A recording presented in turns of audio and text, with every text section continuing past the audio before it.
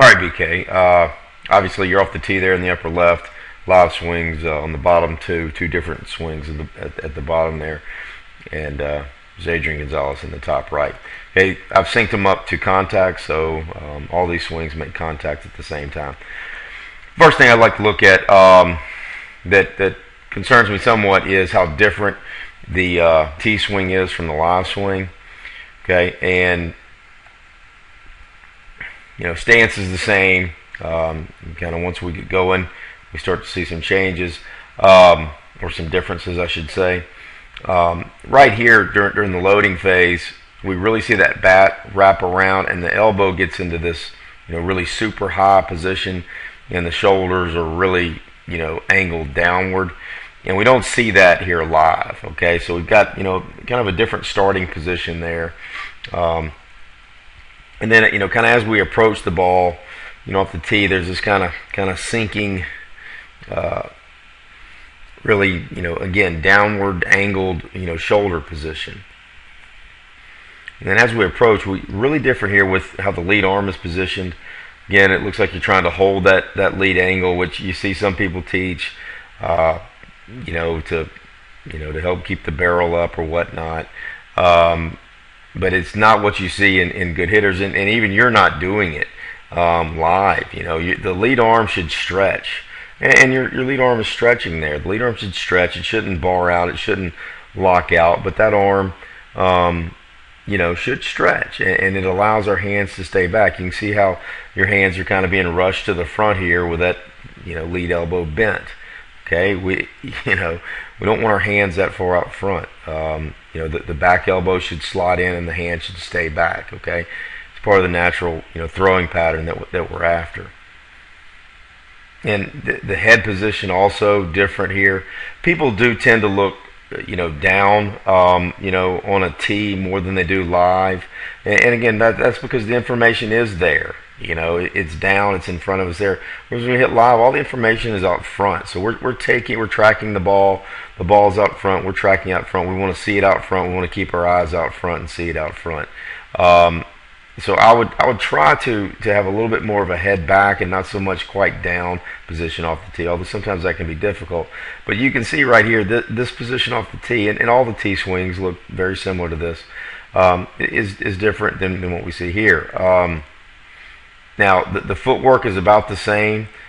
Again, where all these, contact is the same on all these swings. You can see how much sooner you're down. That's it, that foot down early, toe down early method. And so you do that the same. You can see, Adrian's foot still in the air, and so his heel strike, toe strike is much closer to contact than yours. So again, that creates that kind of discernible, that toe down early creates that discernible pause, or what I call really a disruption in the fluid, transfer of energy from backside to the front side.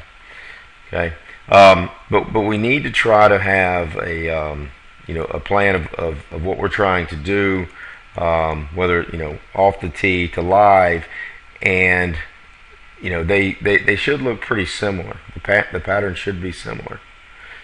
And so I've got, concerns with, the lead arm difference. The barrel is steeper here, which, people will keep that bent elbow and they'll tend to get a steeper path, but then we lose it here because this lead arm is going to stretch. The lead arm is going to stretch, and we kind of lose the barrel back behind us in this flat position. Whereas Adrian, the lead arm stretches, the elbow slots, and he keeps the barrel stacked. Here, off the tee, the lead arm doesn't stretch. The back elbow doesn't really even slot in. Okay, it's kind of, got this locked elbow position, and so the elbow doesn't kind of slot, underneath the hands. Whereas you do that live, and the reason you do it live is because this doesn't work live. So the body starts to take over and says, I got to create some stretch with my lead arm. My back arm should perform a more throw-like movement. This movement here is a pushing action. It's going to try to push through the ball instead of throw through the ball. So, your body kind of takes over and kind of abandons some of these drill techniques that really don't you know take place at in a high level swing, and you abandon it as well in the sense that the lead arm stretches, the elbow slots in under the hands, so something to think about. All right. So when I analyze a swing, I'm looking at three areas, okay? Back leg, the front side that we hit against, and then the back arm, which throws the barrel at the ball and really controls how the bat moves to the ball. So again, it's back leg, front side, and back arm. Back leg, front side, and back arm.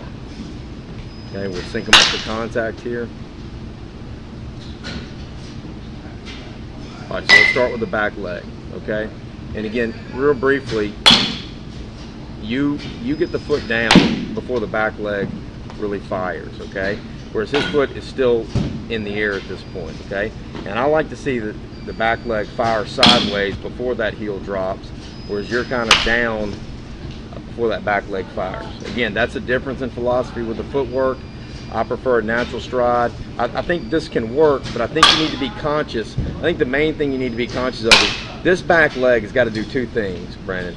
It's got to get ready, and it's got to go sideways on every pitch. It's not this idea of you get the toe down and then you wait to fire. No, that leg has got to get going. It's got to unload every time, okay? It's got to load and go every time. And here, I think overall, if I'm going to put it simply, this back leg is too tentative for me. It doesn't go aggressively and soon enough, basically, okay? I would, and you can work with a toe down early style. That can still work, but you need to become more worried about what the top of that femur is doing, okay? The top of the leg, the muscles at the top of the femur are the ones that fire, gluteus medius. Those muscles have to get ready and go. This is not enough force, and it's not soon enough, in my opinion, okay? It's just not. And you can stay with that style, but you need to be more conscious of that back leg, okay? So almost immediately like that. You'll feel it. You need to feel it. We need to have a lesson.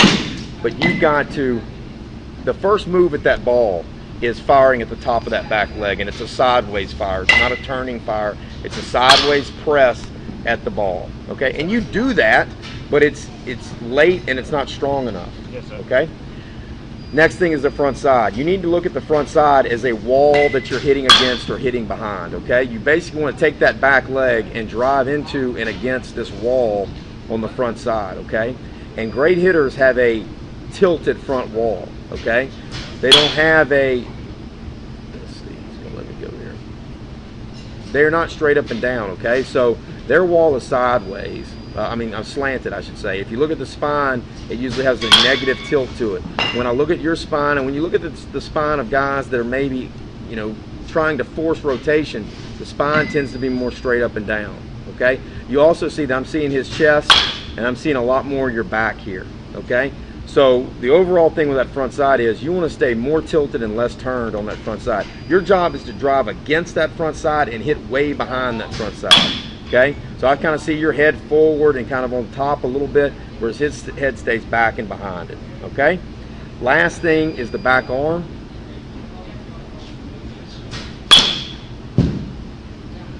So we back it up.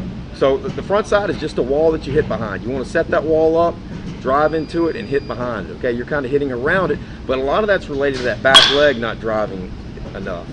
Okay. Now, the back arm path, I like to see a lot of activity at the rotator cuff, the top of the shoulder there, okay? There, your rotator cuff doesn't do a whole lot. His is very active. The elbow kind of is down, and then it works up.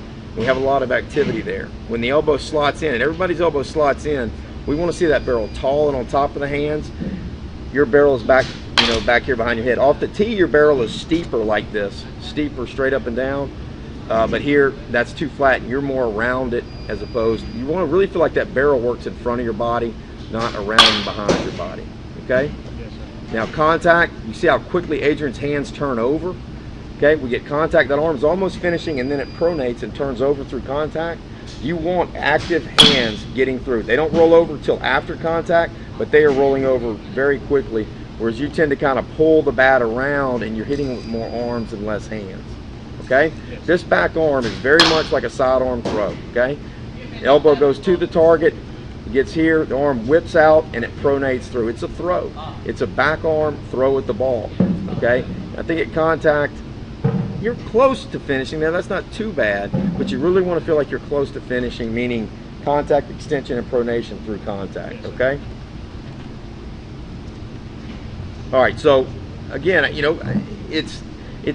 my suggestions are mainly you need to start thinking about these things. What am I trying to do with my back leg? What is my front side about, and what is the exact perfect path and pattern of my back arm that's throwing the barrel to the ball, okay?